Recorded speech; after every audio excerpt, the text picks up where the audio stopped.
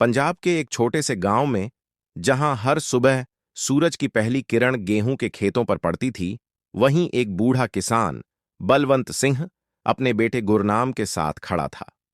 हवा में सरसों के फूलों की खुशबू थी, लेकिन बलवंत के चेहरे पर चिंता की लकीरें साफ झलक रही थीं। पुत्रा, जिंदगी भर खेतां 'ਚ पसीना वगाया, पर जेकर एमएसपी नहीं मिली तां साड़े वर्गे गरीब किसानां दा की होवेगा।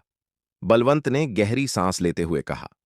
गुरनाम, जो नौजवान था और उसकी आंखों में आग थी, अपने पिता के कंधे पर हाथ रखते हुए बोला, बापू, हूं असी चुप नहीं रहांगे, साड़े हक्का लिए लड़ांगे।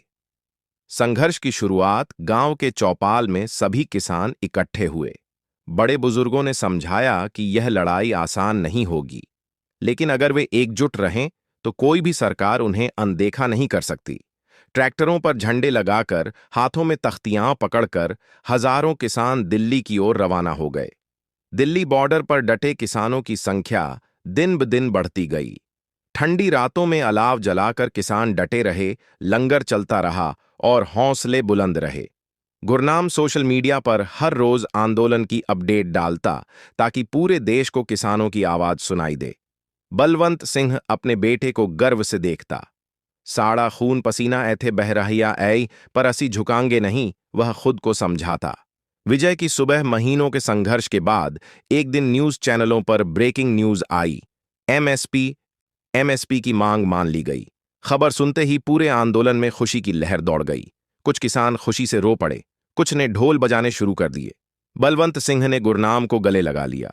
आंखों में आंसू थे, मगर ये आंसू दुख के नहीं, जीत के थे। गांव लौटते समय ट्रैक्टरों पर सवार किसानों ने रास्ते भर गीत गाए। गांव में दिए जलाए गए, मिठाइयां बांटी गईं और चौपाल में जश्न का माहौल बन गया। बलवंत सिंह ने गुरनाम को देखा और मुस्कुराते हुए कहा, बेटा, सानू कोई नहीं रोक सकदा जद असी इकट्ठे हां। गुरनाम ने गर्व से जवाब दिया, बापू, सच्ची ताकत जमीन विच नहीं, एकता विच हुंदी है। अंतिम संदेश गांव के गुरुद्वारे में अरदास हुई। सभी किसानों ने सिर झुकाया और वाहे गुरु का शुक्र अदा किया। जीत उनकी थी, लेकिन असली ताकत उनके इकट्ठे खड़े रहने में थी।